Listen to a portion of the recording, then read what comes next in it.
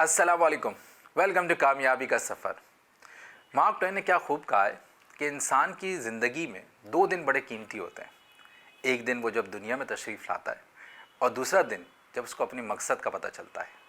आज हम कुछ ऐसे ही टॉपिक के ऊपर बात करेंगे कि इंसान अपने कैरियर के अंदर कैसे मूव करे और कैसे आगे बढ़ के कामयाबी हासिल करे। उसका क्या तरीक़ेकार है, उसके पीछे कोई साइंस है या बस जो दिल चाहे उसको पिक किया जा सकता है अपनी कैरियर में कामयाबी के लिए। तो हमारे साथ मौजूद हैं रज़ा अब्बास साहब, जो एक ग्लोबल कैरियर प्रैक्टिशनर हैं और एक टॉप माने जाने कैरियर बाकायदा काउंसलर हैं। हमारे पास कैरियर गाइडेंस के पॉइंट ऑफ व्यू से काम भी करते हैं। तो हम बात करेंगे रज़ा अब्बास साहब से। रज़ा साहब, बहुत शुक्रिया प्रोग्राम को ज्वाइन करने का, कामयाबी का सफ़र। पहले तो सबसे पहले कि कैरियर काउंसलिंग के अंदर आपका ताल्लुक़ कैसे जुड़ा और रज़ा अब्बास जो हैं वो बाहर से पाकिस्तान क्यों आ गए और यहाँ पे क्या सिलसिला है जो आपने ये शुरू किया? पहले तो डॉक्टर मोहसिन, बहुत शुक्रिया आपके चैनल का कि आपने मुझे दावत दी इस अहम टॉपिक पर बात करने के लिए। करियर काउंसलिंग मेरे लिए बहुत दिल से बहुत करीब है और मैं ये समझता हूँ, जब मैं यूएस में पढ़ रहा था यूनिवर्सिटी ऑफ एरिज़ोना में, तो मैंने अपने वालिद साहब से कहा कि जब मैं पाकिस्तान आऊँगा कोई ऐसी चीज़ करूँगा जिससे मुल्क वालों को याद रहे कि कोई ऐसा रेवोल्यूशन काम हो जिसमें लोगों की ज़िंदगियाँ तब्दील हो। आपको पता है इस वक्त पाकिस्तान में 60% नौजवान हैं, लेकिन यूनिवर्सिटीज़ में डिग्री हासिल कर रहे हैं लेकिन डायरेक्शन लेस है। तो ये मैंने ऐसे सोशल एंटरप्रेन्योरशिप का आइडिया मैंने पिक किया और मैंने कहा कि ये बहुत ज़रूरी है, जब मैं अगर किसी को नॉलेज दे रहा हूँ तो मैं ख़ुद इक्विप हूँ। मेरे पास एक पैशन था, लेकिन मैंने नॉलेज दरियाफ़्त करी कि बैनुल अक़वामी कौन से फोरम हैं दुनिया में जहाँ करियर काउंसलिंग सिविक राइट की तरह प्रैक्टिस होता है। मुख्तलिफ रिसर्च पेपर लिखे, पाकिस्तान में पायलट स्टडीज़ करी और वहाँ पर मैंने फ़र्स्ट हैंड 6 कॉन्टिनेंट्स में पाकिस्तान को रिप्रेजेंट किया और देखा कि एक जहन साजी जिसको उर्दू में कहते हैं किस तरीके से की जाती है। और उसमें बड़ा एक इनकलाबी माशाल्लाह एक तजुर्बा रहा 16 साल का, जिसमें स्कूल्स में, कॉलेजेस में, यूनिवर्सिटीज़ में, फाउंडेशंस में, एनजीओज़ में बच्चों के साथ, उनके वालिदैन के साथ, टीचर्स के साथ, एजुकेटर्स के साथ उनको ट्रेन किया जाए कि किस तरीके से आप अपनी ज़िंदगी का मकसद बयान कर सकें। और उसमें साथ में हुकूमत की जो मुख्तलिफ प्रोजेक्ट्स थे, मिनिस्ट्री ऑफ एजुकेशन के साथ, मिनिस्ट्री ऑफ यूथ के साथ। तो एक बड़ी शू में जब लोगों ने मुझसे कहा कि इसमें आपको क्या फ़ायदा है, तो हमारे यहाँ एक लोगों के जो माइंड सेट्स हैं बिल्कुल डिफरेंट है। मैं कहा मुझे खुशी होगी कि वो अपनी ज़िंदगी का मकसद उन्होंने दरियाफ़्त किया। और अगर आप देखें कि एक औसतन पाकिस्तान में जो लोग करियर्स में टाइम गुजारते हैं वो 38 साल है। वो 38 साल कैसे है? क्योंकि 60 साल की उम्र में लोग अमूमन रिटायर हो जाते हैं। वैसे तो काम करने की कोई एज नहीं है, आप जब तक आप फिट हैं आप काम कर सकते हैं, लेकिन अमूमन 60 साल की उम्र में लोग रिटायर होते हैं और 22 साल की उम्र में लोगों को पहली डिग्री मिलती है। तो आपके 38 साल आपकी ज़िंदगी के करियर में जाते हैं, जिसकी हम लोग प्लानिंग पर तवज्जो नहीं देते हैं। तो जब आपके 38 साल आपके इंटरेस्ट, आपकी एप्टीट्यूड, आपके टेम्परामेंट, आपके स्कोप के मुताबिक जो पाकिस्तान में हालात चल रहे हैं उसके लिहाज से करियर करेंगे तो वो 38 साल बहुत अच्छे गुजरेंगे। बिल्कुल सही। अमूमन देखने को मिलता है कि हम एक रिएक्शनरी अप्रोच लेके चलते हैं। जो रास्ते में आएगा अल्लाह जैसा चाहेगा वैसा हो जाएगा। तो हम क्या करते हैं, अपनी जुस्तजू को और अपनी चीज़ों को, अपनी ज़िम्मेदारियों को साइड पर रख के हालात के ऊपर बहुत सारी चीज़ डाल देते हैं। यही हमारे पाकिस्तान के अंदर देखा जाता है ख़ास तौर पे कि जो पेरेंट्स के सामने जो ऑप्शंस आते हैं वो ये आते हैं कि जब बच्चा ये कर लेगा तो फिर मेडिकल भी ले लेगा, इंजीनियरिंग भी ले लेगा। हमारे पास 4-5 फील्ड्स के बाद ज़बान से ऑप्शन निकलना बंद हो जाता है। मेरे ख्याल में आधा पाकिस्तान मुझसे इस बात से एग्री करेगा। तो ये क्या वजह है कि हम 4-5 के ऊपर ही आके रुकते हैं और दुनिया के हिसाब से आप क्या देखते हैं कि क्यों हम इतना स्ट्रगल करते हैं इस मामले में?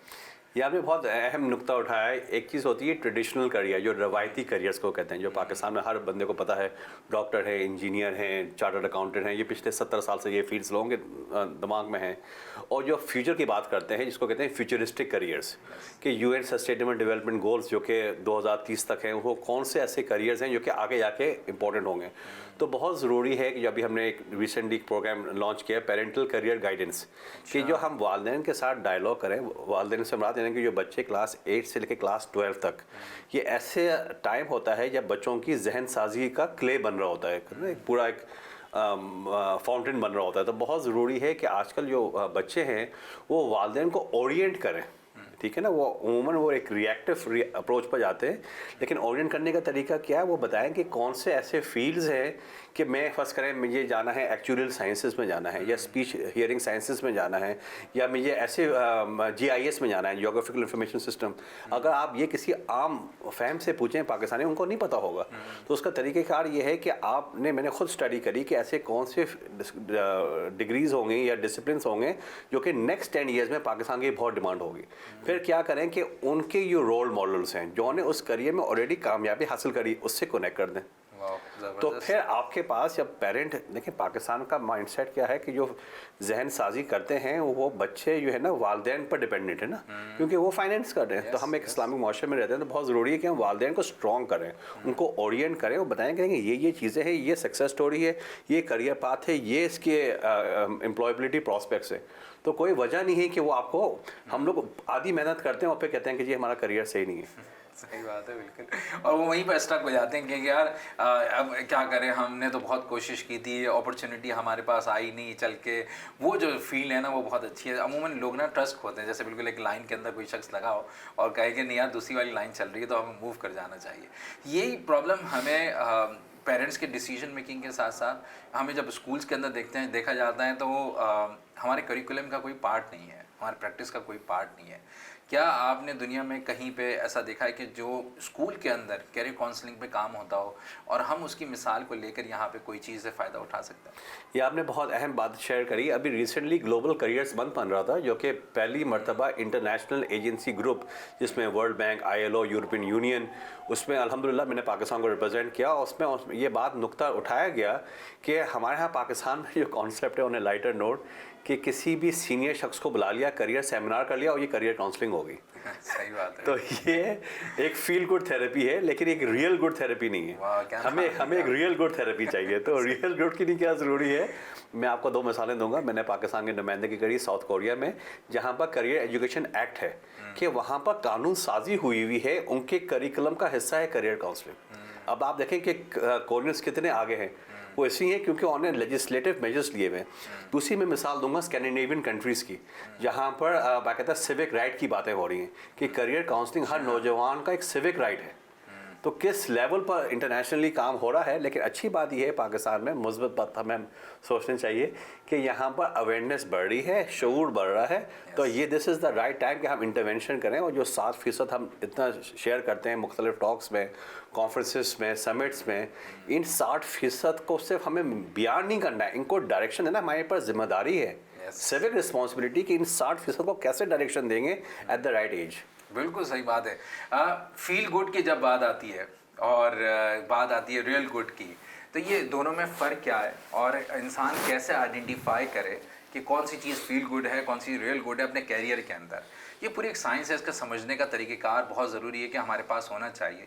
और या हम अपने बच्चों को या हमारे अपने सीनियर्स हैं उनके साथ मिलकर हम प्लान कर सकें कि हमें ख़ुद कैसे बेहतर होना है या हमारे इर्द गिर्द के जो लोग हैं वो कैसे बेहतर हो सकते हैं।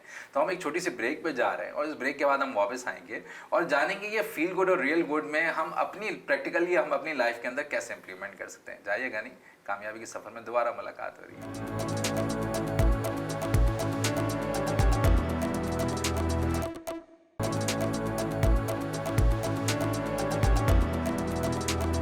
वेलकम बैक टू कामयाबी का सफ़र। और हमारे साथ मौजूद है रज़ा अब्बास, जो ग्लोबल कैरियर प्रैक्टिशनर हैं, और हम इनसे जान रहे हैं कि कैरियर पाथ के अंदर कैसे अब चॉइसेस होनी चाहिए, किस तरीके से डिसीजन लेने चाहिए और ख़ुद कैसे अंदाज़ा होगा कि हम रियल गुड या फील गुड वाली साइड के ऊपर मूव कर रहे हैं। ये फील गुड और रियल गुड में फ़र्क क्या है, आने जाने से पहले बात कर रहे थे। तो रज़ा भाई, ये रियल गुड और फील गुड, इसके अंदर कैसे शख्स को पता चले कि जो मैं डिसीजन ले रहा हूँ मेरे लिए वो फ़ायदेमंद है और मुझे इसका आउटपुट निकलेगा?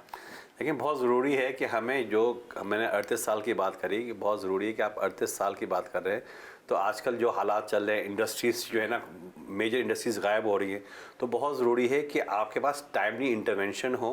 Class 8 is the right age, जो रिसर्च कहती है बैनुल अक़वामी कि ये ऐसी एज है जब आप अपना करियर को ना सिर्फ सेव कर सकते हैं बल्कि ट्रांसफॉर्म कर सकते हैं।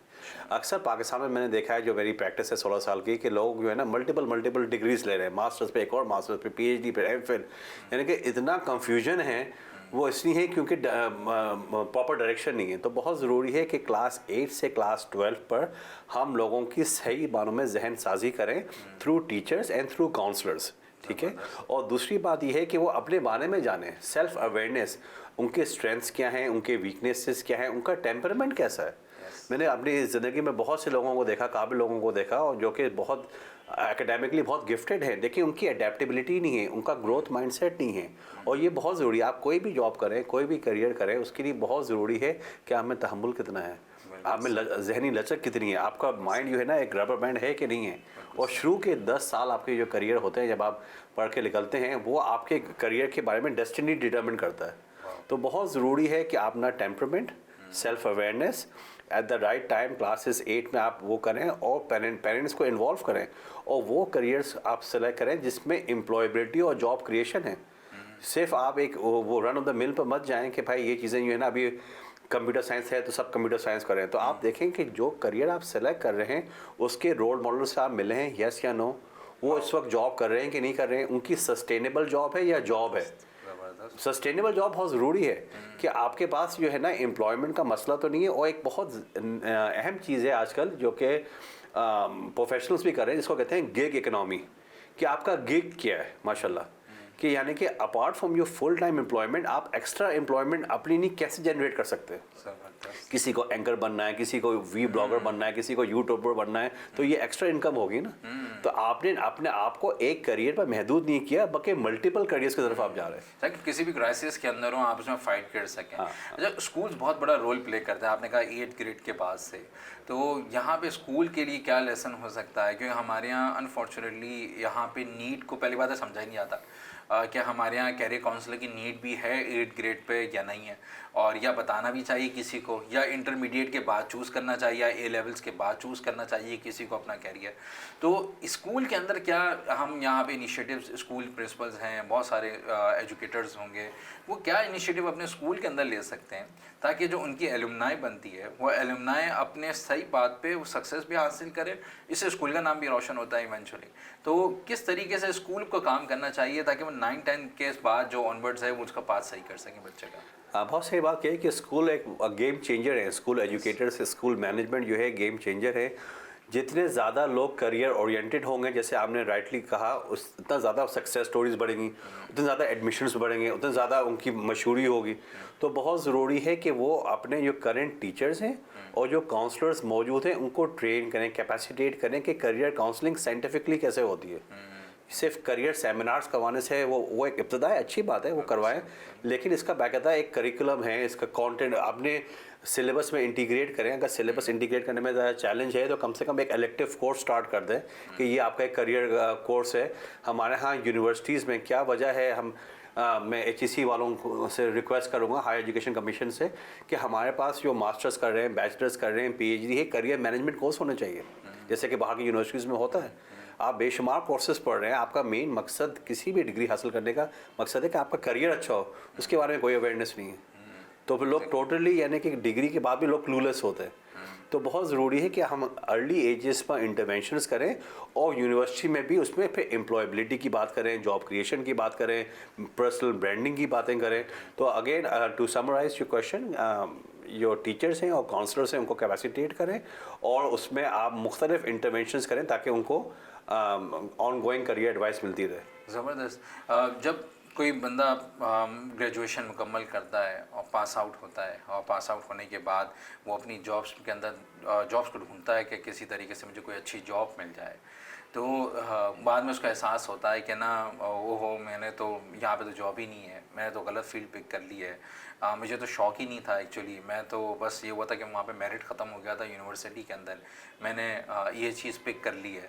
तो ये जो रिएक्शन अप्रोच है कि मतलब हमारे पास मसाइल आए और हमने उसके अंदर बस चलते रहे, तो इसकी अगेंस्ट क्या एडवाइस हो सकती है कि आप कैसे उस बात के अंदर, चाहे लिमिटेड अपॉर्चुनिटी हो, मिसाल के तौर पे कोई बच्चा है उसका एडमिशन यूनिवर्सिटी में नहीं मिल पा रहा और 6-8 फील्ड्स हैं लेट्स से उसके पास है, तो उसके अंदर अगर वो चूज़ करना चाहता है तो वो कैसे चूज़ कर सकता है?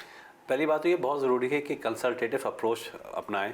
मैं जैसे कुछ साल पहले ना जियो फिज़िक्स का बड़ा रुझान था, जियो फिज़िक्स करें आप, और बहुत से लोग जियो फिजिक्स के जो कि पोजीशन होल्डर्स जो कि जिनकी मार्क्स 3.5 या 3.8 जीपीए था, वो कई साल बेरोज़गार रहे। क्या जियो फिजिक्स की डिग्री अच्छी नहीं है? बहुत अच्छी डिग्री है, लेकिन पाकिस्तान में उसकी अवेयरनेस और स्कोप उस लेवल पर नहीं जो मिडिल ईस्ट में है। क्या वो शख्स मिडिल ईस्ट जा सकता है? नहीं जा सकता, ड्यू टू वेरियस रीजंस।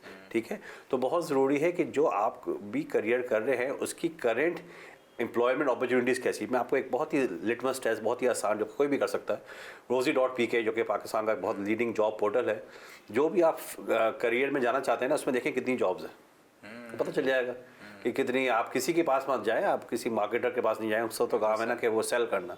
मैं आपको एक बहुत ही साइंटिफिक अप्रोच बता रहा हूँ, पता चलेगा कि जी कितनी आ रही है। फिर लिंक्डइन पर देखें आप कि यार इसकी जॉब्स कितनी अवेलेबल है। फिर आपका जो सर्कल ऑफ इन्फ्लुएंस है, जो आपके लोग हैं, ख़ानदान के लोग हैं, फ्रेंड्स एंड फैमिली हैं, उनसे बात करें तो देखें कि ये जो डिग्री में इन्वेस्ट कर रहे हैं, तो आया उसकी एम्प्लॉयबिलिटी है भी कि नहीं है, स्कोप है कि नहीं है। तो स्कोप बहुत ज़रूरी है। एग्जैक्टली तो जब स्कोप होगा तो फिर आपको इवेंचुअली आपको फ़ायदे होंगे। बिल्कुल सही।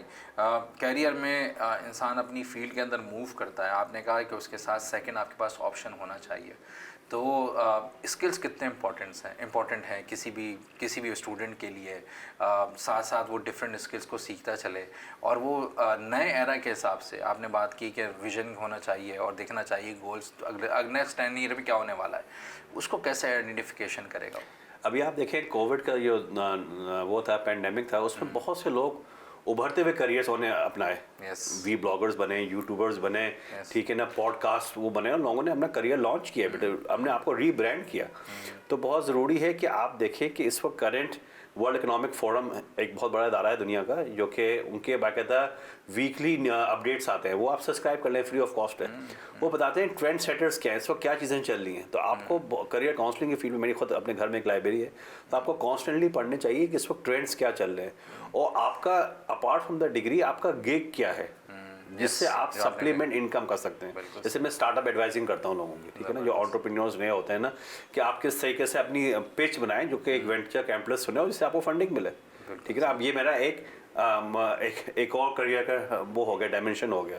तो सिमिलरली जैसे मैंने जिक्र किया कि सेल्फ अवेयरनेस बहुत ज़रूरी है, अपने बारे में जानें, अपने बारे में जितनी ज़्यादा आप सेल्फ अवेयरनेस की बुक्स पढ़ेंगे, जितने बारे में आपको पता चलेगा इस वक्त ट्रेंड्स क्या चल रहे हैं, क्या इस वक्त आप देखें इस वक्त क्या टॉप ट्रेंड्स क्या है, अप स्केलिंग क्या है, री स्केलिंग क्या है। तो जो अगर लोग, कुछ लोग जो पुराने वो होते हैं कि आपने जी डिग्री कर ली, तो कॉन्स्टेंटली अप स्किलिंग करें। आपको सोशल मीडिया मैनेजमेंट आता है कि नहीं आता, आपको व्लॉग लिखना आता है, ब्लॉग लिखना आता है, फाइवर है, आपका अपवर्क है, उस पर फ्रीलांसिंग, आपको हैरत होगी इस वक्त पाकिस्तान फ्रीलांसिंग में दुनिया के टॉप 5 कंट्रीज़ में उसका शुमार होता है। तो फ्रीलांसिंग पर कैसे अपना करियर बना सकते हैं, वो एक सप्लीमेंट इनकम है।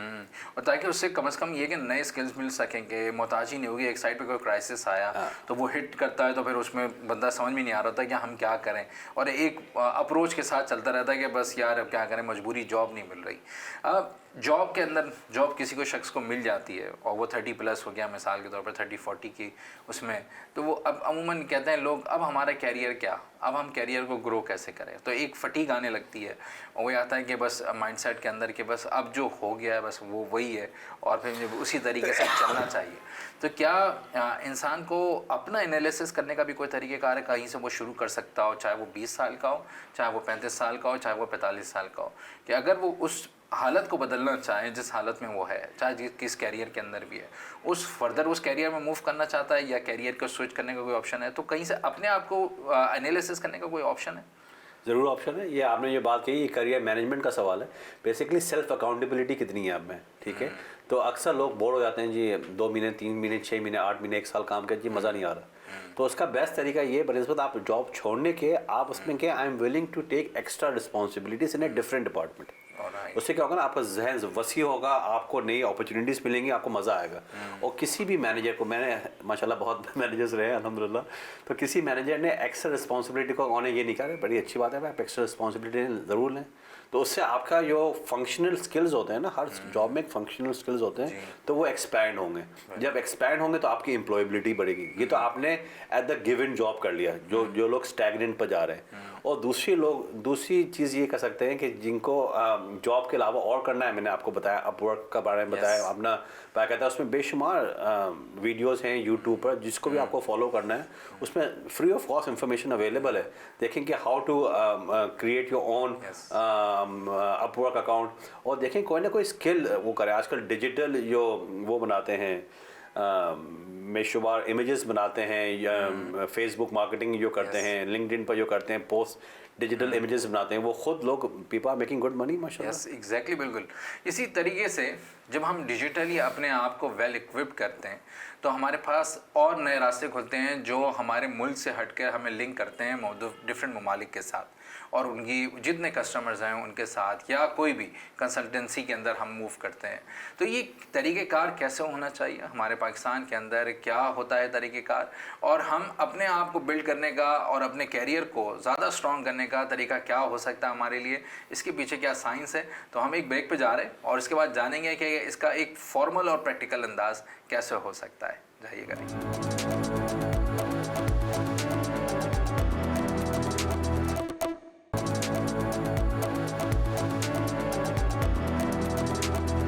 वेलकम बैक टू कामयाबी का सफ़र, और हम बात कर रहे हैं रज़ा अब्बास साहब से, ग्लोबल कैरियर प्रैक्टिशनर हैं, कि किस तरीके से अपने कैरियर के अंदर डिसीजंस आसान बनाएं। पेरेंट अक्सर बेशतर सवाल करते हैं कि हम अपने बच्चे को गाइड कैसे करें कि बेटा तुम्हें कौन सा कैरियर चूज़ करना चाहिए। तो अगर हम रज़ा भाई कोई टूल पेरेंट के हवाले से और उनके अंडरस्टैंडिंग के पॉइंट ऑफ व्यू से हम कोई टूल उनको समझा सकें, बता सकें कि अगर किसी को भी कैरियर का, तो एक प्रॉपर ड्राइंग बोर्ड के ऊपर एक जहाँ पे लिखा जाए और चीज़ों को प्लान किया जा सकता हो, ताकि वो सही तरीके से गाइड कर सकते हैं। कोई ऐसा टूल हो, कोई ऐसा तरीक़ेकार हो जो समझ में आ सके। मैंने अभी कुछ अर्से पहले एक प्रोग्राम लॉन्च किया था OECD के थ्रू, जब हमारी इंटरनेशनल कॉन्फ्रेंस थी, कि किस तरीके से पेरेंट्स और उनके बच्चे किस तरीके से करियर डायलॉग करते हैं। हमारे मुल्क में डायलॉग्स बहुत कम होते हैं, हमारे यहाँ नैरेटिव्स और रेटोरिक बहुत ज़्यादा होता है अनफॉर्चुनेटली। तो वो कहता है एक टूल है जिसपे या हम लोग ये वर्कशॉप्स करते हैं क्लास 8 से क्लास 12 तक, उसमें तकरीबन 15 से 20 सवाल हैं जिसमें पेरेंट्स से पूछा जाता है कि इस वक्त करेंटली आप अपने बच्चों से कैसे करियर डायलॉग किया जाता है। तो उससे काफ़ी क्लैरिटी होती है, पता चलता है कि इस वक्त पेरेंट कितना ओरिएंट है about traditional careers and about futuristic careers. फिर मेरी कोशिश होती है कि मैं 1 से 2 घंटे का उनको एक सेशन करता हूँ पेरेंट्स के साथ, और फिर 1-to-1 कोचिंग होती है with the parent and the child. वो बड़ा इंटरेस्टिंग होता है कि जो जाविया बच्चों का होता है और जो पेरेंट्स का होता है उसको किस तरीके से ब्रिज करें और डायलॉग करें। ये एक बड़ा ही एक ग्राउंड ब्रेकिंग काम है जो पिछले 4 साल से मैं कर रहा हूँ अल्हम्दुलिल्लाह। और इस एज पर जो कि जब बच्चों के दिमाग जो है ना फॉर्म हो रहे होते हैं, एक बड़ी हाई एक्सेप्टेंस होती है, पेरेंट्स को बड़ा वेलकम करते हैं क्योंकि उनको ओरिएंट करते हैं, हम पेरेंट्स की कैपेसिटी बिल्डिंग कर रहे होते हैं। तो किसी ने मुझसे ऑन ए लाइटर नोट कहा कि पाकिस्तान में पेरेंट्स तो चीफ जस्टिस हैं, तो आप चीफ जस्टिस से डायरेक्टली वो करें। मैंने बहुत ज़रूरी है क्योंकि हम एक इस्लामिक माशरे में रहते हैं, तो हमारे पास जो मेन डिसीजन मेकिंग है हम उनको कैपेसिटेट करें विद रिस्पेक्ट, विद डिग्निटी, कि ये कौन कौन से करियर्स हैं। आपके ज़माने के जो करियर्स थे वो बहुत अच्छे थे, लेकिन अब जो ज़माना चेंज हो रहा है उसमें रिसर्च ये कह रही है पाकिस्तान की जो इकनॉमी के मुताबिक ये करियर्स हैं, इससे आपकी पूरी फैमिली का इकनॉमिक अपलिफ्टमेंट होगा। तो बड़ा अप्रिशिएट करते हैं, बड़ा उसमें बहुत ज़बरदस्त। और हम माशरे में देखते हैं कि 2 टाइप के मुझे एक्सट्रीम दिखते हैं। एक तो ये दिखता है कि माँ बाप कहते हैं बेटा तुम्हें ये काम करना है और बच्चे से ना पूछा नहीं जाता। दूसरा एक्सट्रीम ये दिखता है कि कहता है बेटा तुम्हारा जो दिल चाहता है तुम करो। तो दोनों जगह पे यूजुअली, क्योंकि बच्चा तो पहली बार कर रहा है डेफिनेटली, और माँ बाप अगर उस तरीके से साइंस को बच्चे को नहीं जाना है, बच्चे से नहीं डायलॉग किया है, बात नहीं की है, तो वो डिसीजन भी वन साइडेड होता है। तो ये जो इसका नुकसान क्या होता है, और क्या आप समझते हैं कि अगर कोई पेरेंट इस तरीके से गुफ्तगू करता है तो क्या ये बच्चे के फ़ायदेमंद है कि मिसाल के तौर पर बच्चे को भी राइट दे दिया कि बेटा जो तुम्हारे दिल में आए, क्योंकि वो तो पहली बार कर रहा है, उसको तो अंदाज़ा नहीं है बच्चे को। तो माँ बाप अगर उसके साथ डायलॉग नहीं करेंगे तो इसका नुकसान क्या होता है अगर नहीं होता ये डायलॉग? ये मैंने अपनी प्रैक्टिस में ये बेशुमार केसेस देखे हैं ऐसे। और एक जो पेरेंट्स होते हैं वो चाहते हैं कि जो उनकी करियर्स की महरूमियाँ हैं जो वो ख़ुद नहीं कर सके, वो अपने बच्चों पर कभी कभी ना जबरन मुसल्लत कर लेते हैं विदाउट ड्यू रिस्पेक्ट। वो बड़ा ख़तरनाक चीज़ हो जाती है। तो उसमें हम कोशिश ये करते हैं कि कुछ लोग तो है ना वो उनकी बड़ी ख्वाहिशें होती हैं कि चाहे वालिदैन की हम वो ना करें, डिमोरलाइज ना करें। तो उसमें हम विन विन बहुत ज़रूरी है ना, ताकि कन्फ्रंटेशन ना हो। तो अब वो डिपेंड करता है कि बेटा या बेटी कितना ज़्यादा कन्विंस्ड हैं कि भाई उनकी बात भी माननी है, तो वो मल्टीपल डिग्रीज ले लेते हैं। ऐसे लोग बहुत गिफ्टेड होते सही हैं, बात। लेकिन वो क्या करते हैं कि भाई चलें अब्बू की बात भी मान लेते हैं, अम्मी की बात भी मान लेते हैं, और साथ में ये भी कर लेते हैं जो हमें करना है। सही बात तो है। वो ये एक सोल्यूशन है, ठीक है ना। बिल्कुल सही। और दूसरा सोल्यूशन ये फिर कभी अगर वो रेडी हैं कि वो गाइडेंस एंड काउंसलिंग के लिए, हमारे एक स्टूडेंट थी जो कि मेडिकल पिछले 3 साल से कोशिश कर रही थी कि वो MBBS करें, हर साल वो फेल हो रही थी मुस्तकिल, और उनके वालदैन जो थे बड़े सीनियर वो प्रोफेशनल्स थे कराची के ना, वो बज़िद थे कि नहीं ये करना ही है। करना ही है। फिर अब मैंने कहा भाई 15-20 लाख रुपए हर साल ज़ाया हो रहे हैं, ये क्या हो रहा है ये। तो फिर बड़ी मुश्किल से जाके फिर उन्होंने कहा नहीं ठीक है आप गिव अप कर लिया, हमने कोशिश करी है, हमारे बड़े अरमान थे। जब वो पैसे हिट होते हुए देखते हैं ना, फिर वो इवेंचुअली को समझ में आ जाता है कि यार आप नहीं है, ये फैक्ट है बात। और अमूमन देखने को ऐसा मिलता है कि ना दोनों साइड को ना अगर आप बिल्कुल रूम दे दें और बीच में एक कॉमन बैलेंस ना ढूंढें, तो वहाँ पे एक सबसे बड़ा ये आता है कि बच्चा जो है वो अपनी मर्ज़ी से कर तो लेता है, लेकिन फिर उसके बाद बीच में पहुँचने के बाद अंदाज़ा होता है कि हाँ शायद दोस्तों की वजह से ले ली, या कहीं से पढ़ लिया था, या किसी ने गाइड भी किया इवन, तो उसने अपने आप को जांचे बगैर और अपनी स्ट्रेंथ को देखे बगैर या अपने इंटरेस्ट को देखे बगैर उसने एक चीज़ में जंप लगा ली। लेकिन फिर वो बीच में आके उसने कहा कि नहीं ये तो बड़ी मुश्किल है, जब मेन असल चीज़ जो पड़ी। गवर्नमेंट के पॉइंट ऑफ व्यू से ऐसी आगाही बढ़ाने के लिए हमारे यहाँ डिजीज़ के ऊपर काम होता है, हमारे यहाँ हर टाइप की अवेयरनेस के ऊपर काम होता है, जो जनरल कैंपेन चलती है। लेकिन एक वाहिद के आपको अपने कैरियर के अंदर, क्योंकि हमारे यहाँ सबसे बड़ा फुकदान यही है कि हमारे यहाँ जॉब्स बहुत आती हैं कभी कभी और उसके लिए हमारे लिए रिक्वायर्ड टैलेंट नहीं मिलता, तो उसमें गवर्नमेंट का रोल क्या हो सकता है ताकि हम हमारे यहाँ जो भी यूथ आ रहा है वो सही जगह पे प्लेस हो सकते हैं, तो गवर्नमेंट कैसे अपना रोल अदा कर सकती है? आई थिंक गवर्नमेंट का एक चेंज मेकर का रोल है। अभी रिसेंटली हुकूमत पाकिस्तान ने एक जो बहुत मुस्बत चीज़ करी है, हमेशा मैं मुस्बत से स्टार्ट करता हूँ, करियर फेस्ट स्टार्ट किए पाकिस्तान में। आपने देखा भी होगा सोशल मीडिया पर, जो कि नॉर्दर्न पाकिस्तान में हुए, गिलगित बल्तिस्तान में हुए करियर फेस्ट, इस्लामाबाद में करियर फेस्ट हुए। ये एक अच्छा इकदाम है, पहली कोशिश है, और मैं चाहता हूँ कि ये मज़ीद चीज़ें हों।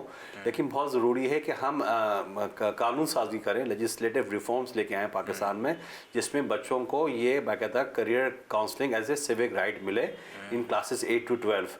तो बहुत ज़रूरी है कि हम मुख्तलिफ कंट्रीज़ की जो बेस्ट प्रैक्टिसेस हैं उनको बुलाएं, यहाँ पर सिम्पोजियम्स करवाएं, साइंटिफिक सिम्पोजियम्स करवाएं, एविडेंस करें कि रिसर्च क्या कहती है। और इसमें जो मेन रोल है करियर काउंसलिंग को उस लेवल पर ले जाना जो कि बैनुल-अक़वामी तौर पर होते हैं, इसमें एम्प्लॉयर्स का बहुत मेन रोल है। जितने भी मेरी कॉर्पोरेट सेक्टर के एम्प्लॉयर्स से बात होती है, वो हमेशा कहते हैं हमें तो लोग ही नहीं मिलते। तो इस बेरोज़गारी के जो तूफ़ान है, इतना ज़्यादा जो कह रहे हैं बेरोज़गारी, अभी भी एम्प्लॉयर्स कहते हैं हम तो वेट करते हैं, हमारे पास क्वालिफाइड लोग ही नहीं आते हैं। तो एम्प्लॉयर्स एक बहुत अहम रोल प्ले कर सकते हैं, जो उनको पता है अगर उनके पास क्वालिफाइड और स्किल्ड करियर ओरिएंटेड प्रोफेशनल्स आएंगे तो उनका जो जॉब प्लेसमेंट का मसला है, रिटेंशन का मसला है। अगर आप देखें ये पूरी साइंस है कि अगर आपने सही करियर पिक नहीं किया क्लास 8, 9, 10, 11, 12 में, तो आपके पास एक डिसएंगेज स्टूडेंट है, उसने बड़े मरते करते यूनिवर्सिटी पास करी, फिर उसी डीमोटिवेशन से वो यूनिवर्सिटी में आके उसने डिग्री हासिल करी, और उसी डीमोटिवेशन में उसमें किसी भी जॉब पर जाके वो लग गया। ठीक है ना। तो वो आप एक डिसएंगेज वर्कफोर्स के पास काम कर रहे हैं, जो कि वेस्टेज है, एम्प्लॉय का भी एम्प्लॉयर का भी वेस्टेज है। तो जब हम एक जल्दी इंटरवेंशंस करते हैं, तो बहुत मेरी गुजारिश है हुकूमत से कि वो स्कूल लेवल्स पर बाकायदा इसको कानून साजी में लेके आएँ, इसका बाकायदा सब्जेक्ट पढ़ाया जाए कि करियर डेवलपमेंट होता क्या है, करियर मैनेजमेंट कोर्सेज होते क्या हैं। दुनिया की बेशुमार बैनुल-अक़वामी इदारे हैं, OECD है जो कि एम्प्लॉय रेडीनेस प्रोग्राम पर काम कर रहा है, जो कि किस तरीके से हाउ डू वी इंश्योर कि हमारे स्कूल्स और कॉलेजेस में करियर रेडी हों। तो लोग दुनिया कहाँ पहुँच गई है, हम अभी उस सेमिनार माइंडसेट से आगे बढ़ना है। हमें बाकायदा लीप बाउंड्स में हमें बढ़ना है कि हम जो पाकिस्तान में 7% नौजवान हैं उनको डायरेक्शन दें, और डायरेक्शन देंगे तो फिर एक एक्सपोनेंशियल इम्पैक्ट आएगा, जैसे कि बड़ी बड़ी कंट्रीज साउथ कोरिया और स्कैंडिनेवियन कंट्रीज में। एग्जैक्टली, बिल्कुल फील गुड से रियल गुड की तरफ आए। मतलब मैं तो बोलता हूँ ये आपका एक बिल्कुल बहुत ही प्यारा कंक्लूजन है। किसी को भी समझना हो कि अगर उससे अपने कैरियर के अंदर आगे बढ़ना है, या कोई किसी को गाइड कर रहा है, या कोई इदारे रन करते हैं, तो ये देखना है कि सेमिनार क्या फील गुड का आउटकम निकला या रियल गुड का आउटकम। और ये इसमें ऑन ए लाइटर नोट में शेयर करूँगा कि ये फील गुड से रियल गुड, ये स्टैनफोर्ड यूनिवर्सिटी जो कि अमेरिका की दुनिया की टॉप यूनिवर्सिटी की, उसकी रिसर्च है जो मैंने कोट किया है। वाह, तो उसका यानी कि रियल गुड का भी एविडेंस है। ज़बरदस्त। तो कोई मैसेज आप समझते हैं कि यूथ और पेरेंट्स के पॉइंट ऑफ व्यू से दोनों साइड के ऊपर हो सके, जिसमें 2 मिनट के लिए कि किस तरीके से हमें अपने आप को भी लेके चलना चाहिए, और अपने साथ जो इर्द गिर्द हमारे साथ जो लोग लिंक्ड हैं उनको कैसे हम लेके चल सकते हैं? मैं उम्मीद तो बहुत काम करता हूँ, और वर्ल्ड बुक ऑफ होप जो कि बैनुल-अक़वामी किताब छपी कुछ साल पहले, उस पर मेरा अल्हम्दुलिल्लाह मैंने पाकिस्तान से मेरा नाम है। तो उम्मीद पर दुनिया कायम है, पर उम्मीद रहें। और नौजवान हमारी लिए एक बहुत बड़ा एसेट है। इनको अपलिफ्ट करें, इनको एम्पावर करें, इनको नर्चर करें, इनको कल्टीवेट करें, तो पूरी पाकिस्तान में हम होप को कल्टीवेट करेंगे। वाह, और ज़बरदस्त। उससे ना सिर्फ उनको रोज़गार मिलेगा, उनकी फैमिलीज़ की अपलिफ्टमेंट होगी और हमारे मुल्क को एक स्ट्रॉन्ग यूथ इंगेज वर्कफोर्स होगा, जिससे सबको फ़ायदा होगा। ज़बरदस्त, बेहतरीन। बहुत शुक्रिया रज़ा भाई प्रोग्राम में कामयाबी का सफ़र में आने का और इतनी ज़बरदस्त थॉट्स को शेयर करने का। साथ में होप जो है, उम्मीद बहुत रंग लेकर आती है इंसान की ज़िंदगी में और वो उसको जुस्तजू देती है, वो उसको शौक़ उसके अंदर लेकर आती है कि आपने वो कोई चीज़ हासिल करना है, उसको डिसिप्लिन सिखाती है कि उसको हासिल करने के क्या तरीक़ेकार हैं, हमारे अंदर शौक़ कैसा है और हमारे अंदर उम्मीद कैसी है। जब तक हम उसको सही तरीके से जांचेंगे नहीं, हम अपने कैरियर के अंदर कोई से भी कैरियर, चाहे आपने अपने पसंद से लिया हो या किसी अंदाजे से मिल गया हो, और उस हर कैरियर के अंदर होप बहुत बड़ा काम करेगी।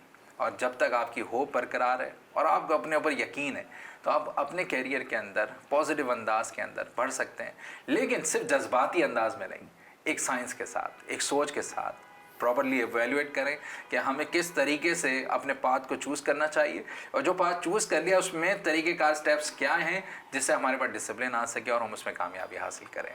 हम अगली बार फिर दोबारा आपसे कामयाबी का सफ़र में मिलेंगे एक नए टॉपिक पे और एक नए गेस्ट के साथ। जब तक इजाज़त दें डॉक्टर मोहसिन को कामयाबी के सफ़र से। अल्लाह हाफ़िज़।